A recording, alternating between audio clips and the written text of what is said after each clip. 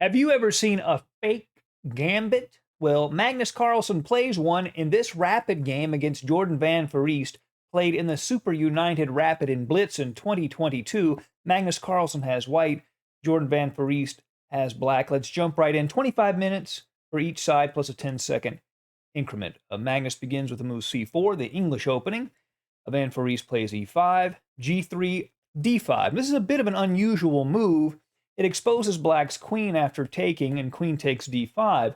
The only thing I can even think of to recommend this move, it doesn't seem that great to me, is that Magnus Carlsen has played it a couple of times before and done fairly well with it, which he has a tendency to do. Knight f3, knight c6, knight c3 hits the queen. The queen can go to a5, just like in a Scandinavian, but he chooses to go to d8. Bishop g2, knight to f6, castles, bishop to e7. So now, Magnus plays a fake gambit. He plays the move b4.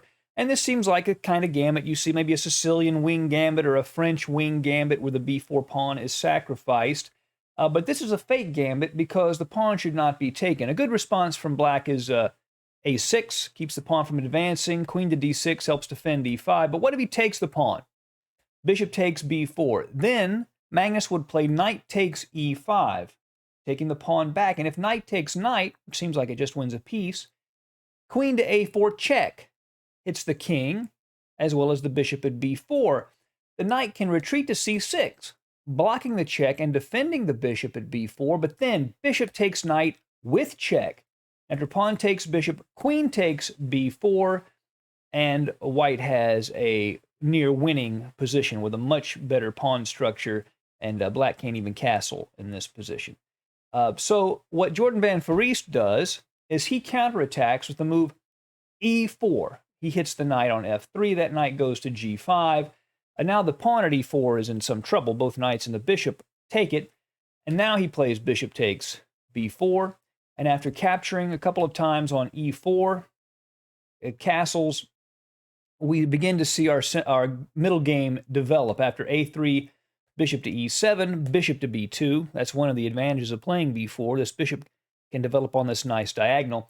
And here Magnus has a bit of an advantage. Both of his bishops are well placed, fianchettoed, and they cut across the board.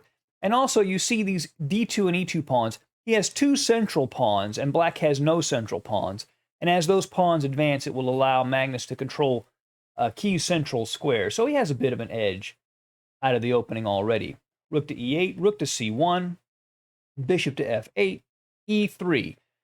This allows white to play d4. It also opens room for the queen to move to h5 and maybe cause trouble around black's king.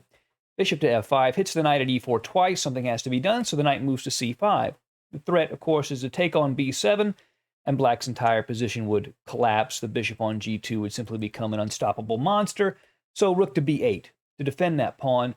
He cannot grab the pawn. There's no tactic here with knight b7, because after rook takes knight, bishop takes knight, he would just take the bishop at b2, and black would be in good shape. So d4, using these two central pawns that we talked about to gain space and help push black back. Knight to a5 was played by Van Foreest. The idea is he wants to play b6 and to kick this knight out. He can't play it right now because the bishop would just take the knight. So he moves the knight to prepare b6. e4 hits the bishop at f5. It retreats to g6, and now f4. Magnus is already having the threats accumulate. He's threatening f5, which would trap the bishop at g6. This queen controls the h5 square, so he wouldn't even be able to move there. So he has to do something. First, he kicks the knight from c5, as he was aiming to do. Now knight to a6. Hits the c7 pawn along with the rook at c1, and also threatens to take the rook at b8. So black is in some trouble, it seems, because when you combine it with the threat of f5. So he plays the move bishop takes e4, really a move he has to play, making an exchange sack. Bishop takes bishop, rook takes e8, now knight b8, queen b8. So in this position, black has given up an exchange, that is a rook for a minor piece.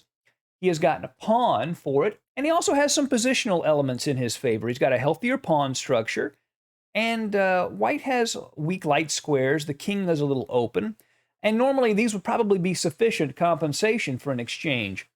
The problem for black is that his pieces are all separated. You got the rook over here, the knight over here, the queen over here. If those pieces were centralized and well coordinated, black would probably sit pretty well. But here, Magnus still has his advantage, being up the exchange. Rook to e1 to exchange off that rook on e4. The active rook, rook takes, now queen to d8. Jordan Van Foreest has to take time to reactivate and centralize his pieces because they were uncoordinated. Queen to c3, threatening to take on c7. c6 defends the c7 pawn by moving it to c6. The knight defends, and he's threatening something like b5, knight to c4, planting the knight on a nice weak c4 square. Queen to f3 threatens to play d5. He would be willing to sacrifice a pawn, most likely, just to open up this diagonal for the bishop and take away this knight's possibility for a support point. b5, again, the knight can go to c4, and so he plays d5. Pawn takes. He doesn't want to take with the queen because exchanging queens when you're down material is not a good idea. The endgame would be an easy win. So pawn takes, rook to d1, attacking the d pawn twice. Knight moves to c4, hitting the bishop on b2, but Magnus can ignore it for the moment because after rook to d5, which he plays, he's threatening the queen at d8. The queen moves to e7, and there are a lot of little threats here. First of all, black is threatening to just take the bishop on b2.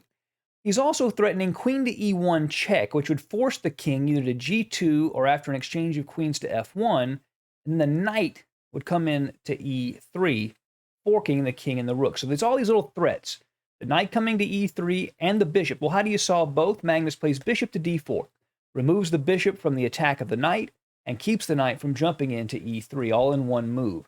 Queen to e1 check, king to g2. If he blocks with queen to f1, then after queen to e4, white's still better, but black's attacking the rook. It's beginning to get annoying.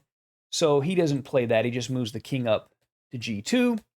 The queen goes back to e8 to defend the b5 pawn, but the a7 pawn does fall. Magnus has recovered the pawn that he lost earlier, and he is still up the exchange. But now bishop takes a3, regains the pawn. So all of black's hope is basically built around this b pawn. Any possible counterplay is going to be involving this pawn advancing. Let's see how Magnus deals with that. The bishop comes back to f2. The bishop goes to f8. Queen to d3. Threatening rook to d8. And if the queen moves, potentially bishop to c5 could take advantage of the pinned bishop at f8. So he wants no part of that. He plays queen to a8. And that pins the rook against white's king. The king moves to h3. Now queen to c8 check. He just wants to harass the king for as long as he can. f5 blocks that check and now threatens, again, rook to d8 to cause all sorts of trouble. So bishop to e7 is played, and that keeps the d8 square under control.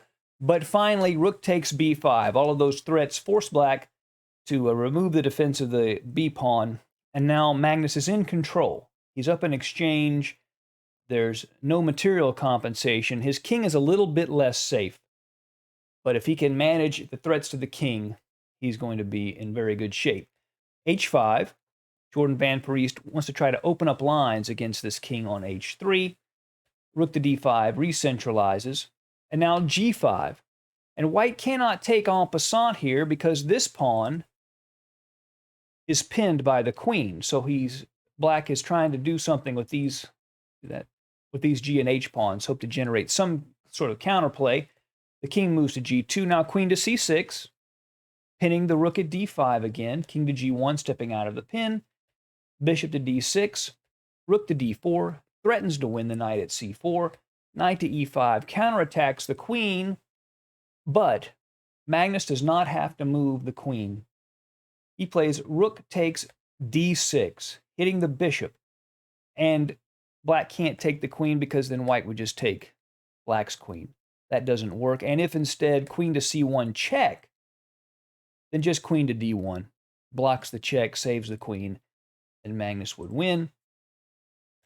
So knight to f3 check is the move that was played. And here he just plays king to h1, allowing a discovered check along the diagonal. The problem is there's nothing he can do with it. If the knight moves, then Magnus will just take the queen. and that would be it.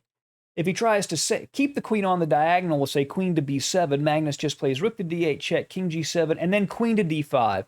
And that breaks the pin and would end the game. So after king to h1, seeing this, Jordan Van Foreest resigned. So a fake gambit from Magnus Carlsen worked out very well in his favor in this game. Thank you for joining us at Chess Dog. See you again soon. Bye.